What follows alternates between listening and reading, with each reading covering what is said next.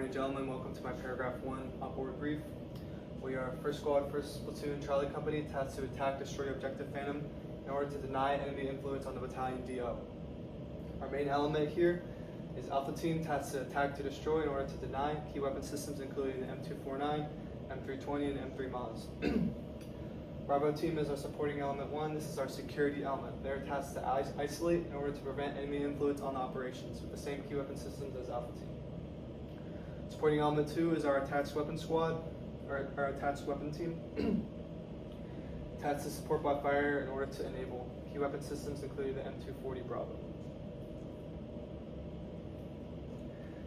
Just to orient you to our map, this is the north, this is the south, this is the west, this is the east. Now to box you in, 37 northing down to the 31 northing, all the way to our right to the 15 easting, to our left to the 10 easting. To trace our area of operations, going from the 36 northing down to the 31 northing, with the coastal mountains to our right and the Bainan River to our left. Key objectives and locations include area of operations Ronin. Our patrol base is located right here, phase line Alaska, and Objective Phantom. Our area of interest goes from the 34 northing down to the 31 northing, with the coastal mountains to the right, and goes to Route Camaro to the left. There's a platoon of attack helicopters at Taitung Air Base here in the south. Their trigger is the ID of U.S. battalion or higher enablers with a reaction time of 30 minutes. There's also a battery of PL-66 152mm howitzers firing from multiple ports of origin, ranging the entirety of AO Ronin. Their trigger is the ID of U.S. infantry squad or greater, with a reaction time of 10 minutes. There's also an 82mm mortar located on Objective Phantom, in which the trigger is the ID of U.S. squad, with a reaction time of 5 minutes. There's a reserve motorized platoon located in the south, with a reaction time of 40 minutes, with a trigger of U.S. forces advancing along main supply routes in the coastal region. There's also some ADA assets, the platoon minus of PGZ-04 Alphas located here, and a suspected platoon of HQ-16s right across the bridge here. Their trigger would be U.S. air support. We don't have to worry about that. Moving on to the terrain, the main obstacles we were worried about is the dense vegetation and mountains, and steep mountains and changes in elevation within area of operation within AO Ronin. This will slow down dismounted movements for the friendly. However, it will limit mounted movement to the roads for the enemy. Therefore, U.S. forces should utilize dismounted patrols through the dense vegetation. Looking at avenues of approach, Avenue Approach 3 here is favorable for the friendly, as it allows for easy, high mobility along Songland Industry Road, and as we approach the enemy, allows us to conceal ourselves in the dense vegetation and mountainous terrain. Avenue Approach 8 is favorable for the enemy, as it allows for the mounted movement along this road here. It provides access to multiple key terrains. Therefore, U.S. forces should avoid these roads here in order to avoid contact with mounted movement with the enemy. Specifically looking at key terrain 4, here is the intersection between the road that runs north of the village and the road that runs up to Objective Phantom. U.S. forces do not have the means to occupy that key terrain, and enemies have control over it. Therefore, they have the advantage of controlling who goes up that road to Objective Phantom and having access to supply routes there. U.S. forces should avoid this key terrain and not spend combat power to try and attain it, in order to avoid running into vehicles from the enemy mounted squad. In terms of observation and fields of fire, Objective Phantom contains areas of dense vegetation, but also areas of open fields. The areas of dense vegetation have observation of less than 50 meters, with the open fields of around 100 to 200 meters. This favors close-range combat in the dense vegetation for the friendlies due to our high casualty-producing weapons. However, the open fields are favored for the enemy due to their IDF capabilities. U.S. forces should avoid the fields and mask in dense vegetation to avoid detection that may lead to IDF. Moving on to cover and concealment. The dense vegetation does not provide cover against 762. However, it does provide concealment. This favors U.S. forces dismounted patrol in contact within dense vegetation. However, this limits the IDF capabilities of the enemy.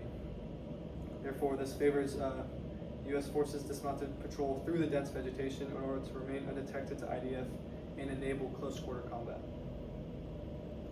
Moving on to the weather, there's illumination decreases over time, and illumination is at its lowest right after moonset and before moonrise during the night, and that time at 30 August is 1509 to 0152. At this time is a very low visibility, and this is a huge disadvantage for the enemy who do not have access to sufficient night vision capabilities. This is an advantage for the friendly, who we do have access to night vision, therefore we should conduct our dismounted movements at night during that time. There's a low level of wind generally throughout the whole operation. This is ideal conditions for IDF and for the enemy, and may cause dismounted movement to be more easily detected for the friendly due to the lack of sound. This favors enemy for IDF, and U.S. forces should be wary of the IDF capabilities. In terms of precipitation, there's a high chance of precipitation on 30 August, greater than 70%. This may reduce visibility and ability to hear dismounted movements for both the friendly and the enemy. This favors U.S. forces dismounted movement when precipitation occurs. There's a high level of cloud cover every day, greater than 97%. This decreases visibility, especially at night, which is a further disadvantage for the enemy who lacks night vision capabilities, and an advantage to the friendly. Therefore, U.S. forces should conduct dismounted movements at night. In terms of temperature and humidity, there are high levels of humidity and temperature throughout the whole week. This favors mounted movement for the enemy and may hinder dismounted movement due to higher likelihood of heat casualty due to high humidity and high temperature. This hinders U.S. forces dismounted patrol, and U.S. forces should look to alternate water sources from the terrain or bring more water due to the likelihood of needing more water for the operation because of high temperature and high humidity. Moving on to the enemy 2 levels up, we are facing a motorized infantry company at around 163 PAX. With the main element here, tasks to occupy in order to block with key weapon systems including a striker with M2 equivalent, M203 equivalent, and M14 equivalent, an AT4 equivalent, and M249 equivalent. Supporting element 1, right here west of the bridge, tasks to occupy in order to prevent, the same key weapon systems as the main element. We have supporting element 2 as an attached air defense artillery platoon, tasked to disrupt in order to support with key weapon systems including HQ-16. We have supporting element 3, tasked to disrupt in order to support also with key weapon systems including the PGZ-04 Alpha. Lastly, we have the company strong point here, tasked to occupy in order to block. The most common weapon system is the QBZ, which is comparable to M4. The most dangerous weapon system is the PL-66, which is comparable to the 152mm howitzer. Moving on to the platoon level, our unit faces an enemy motorized infantry platoon at around 39 PAX, tasked to occupy in order to block. The main element here, including the platoon HQ, is tasked to occupy in order to block in the village there, with supporting element to the village of the south, tasked to control the village in order to deny enemy influence. Key weapon systems include a striker with M2 equivalent, M203 equivalent, M14 equivalent, M249 equivalent, and an AT4 US equivalent for each of these units. Supporting element 2 is located to the north, tasked to disrupt in order to deny. And then lastly, we have this attached recon squad tasked to screen in order to provide warning of US forces in order to enable enemy defense. Key weapon systems for the recon squad include an M14 equivalent and an M249 equivalent. The most common weapon system is the QBZ-95, which is comparable to the M4, and the most dangerous weapon system is a QJZ-88, which is comparable to an M2. Moving on to our level, we're facing a squad that is tasked to occupy or tasked to control in order to deny. The main element being this element just north, in the north part of the village, tasked to control in order to deny. Supporting element 1 just south of them, tasked to occupy in order to support. Supporting element 2 being the mortar team here, tasked to disrupt in order to support operations and objective Bobcat. And here we have these two recon teams, both tasked to screen in order to enable enemy defenses and prevent undetected U.S. force movement. The key weapon systems that each of these possess are the same as briefed before. The high value target is the CSK with the QJZ-89, which is the M2 equivalent, as it is their main source of firepower. Additionally, the 82mm mortar, which is providing IDF support to the North Torbian forces in vicinity of objective Bobcat. The high priority target is the 82mm mortar, as this is the purpose of our mission. This will support the U.S. forces in vicinity of objective Bobcat. Enemy capabilities by warfighting function. For intelligence, there's a recon squad in place, as you can see here.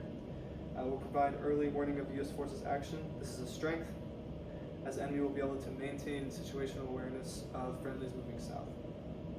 Enemy has possession of high maneuver capabilities with the CSK. This is a strength, as the enemy will be able to control roads easily and maintain dispositions with easy access to roads. The enemy has great IDF capabilities. This is a strength with the IDF capabilities from the mortar team and the IDF capabilities from the PL-66s. The enemy will engage with IDF instead of direct fire when possible. Therefore, U.S. forces must patrol in concealment and remain moving in order to avoid IDF casualties. In terms of protection, the enemy contains IDF assets and a recon squad in vicinity of Songlan Industry Road to provide warning of U.S. maneuver capabilities. This is a weakness, as the enemy will rely on IDF assets and the recon squad for protection. The U.S. forces can avoid this by prioritizing concealment through dismounted patrol. In terms of sustainment, the enemy maintains control over roads and intersections along RTE Camaro. This is a strength, as due to the control of the main supply routes, they will be able to maintain their position for an extended period of time. In terms of command and control, the enemy squads only have a squad leader and an assistant squad leader. Therefore, they can only run 2 teams. Also, the squad leader has to physically maneuver a team. This is a weakness, as the U.S. forces can easily overwhelm the enemy due to better control with 2 team leaders and a squad leader. This is the most likely course of action. The purpose of the enemy operation is to repel U.S. force influence on Objective Phantom and the village. They will accomplish this by conducting a form of defense among Objective Phantom and the village. Decisive to the operation is the detection of U.S. squad movement toward Objective Phantom. This is decisive, as this will open up opportunity for IDF assets to inflict casualties on U.S. forces. The purpose of their enablers is IDF in order to destroy squad-size elements when detected. Their end state is to remain control of the village and Objective Phantom, repel U.S. elements, have U.S. force elements detected and repelled, maintain control over civilian population in the village, and have casualties minimized and support future operations. Primarily here we have the main element, Team 1 of the Motorized Infantry Squad, tasked to control in order to deny. As you can see here, they have sights on this intersection here, which is this road that runs along north of the village, and then this road here is the intersection that connects this road all the way up to Objective Phantom. Supporting element 1 is this second team of this squad, tasked to occupy the intersection south of the village in support of the main efforts of the main element. Supporting element 2 is this mortar team right here, tasked to disrupt U.S. forces in the vicinity of Objective Bobcat in order to support the friendly influence on Objective Bobcat against U.S. forces. The most dangerous course of action is if the main element here with the CSK is on a supply run on Objective Phantom. If a vehicle is present, that will indicate that this is the course of action. And in this case, U.S. forces should remain concealed until the main supply route, the supply run is finished. Moving up to the 2 levels up in temp, the mission statement of Charger Company is to disrupt enemy forces in AO Ronin in order to deny enemy influence on the battalion DO. Key tasks including disrupt enemy operations in depth, deny enemy contested use of high-speed avenues of approach, retain maximal combat power, avoid decisive engagements, and reconsolidate 2nd and 3rd platoon. For the end state, primary main supply routes in AO Ronin will be contested. North Torbian forces and zone disrupted without accurate knowledge of Charger element composition or disposition. Civilian casualties and collateral damage to infrastructure minimized, and dispersed elements reconsolidated, postured for follow-on offensive operations. Adjacent units include 2nd and 3rd platoon, who are dispersed to the northeast. For our platoon, our mission statement is to disrupt enemy forces in AO Ronin in order to deny enemy influence on the battalion main effort. Key tasks include disrupt enemy operations in depth, deny enemy uncontested use of high-speed avenues of approach, retain maximal combat power, and avoid decisive engagements. Our end state is to have primary main supply routes in AO Ronin contested, North Torbian forces and zone disrupted without an accurate knowledge of platoon composition or disposition, minimizing civilian casualties and collateral damage to infrastructure, and with the platoon reconsolidated at the patrol base, postured for follow-on operations.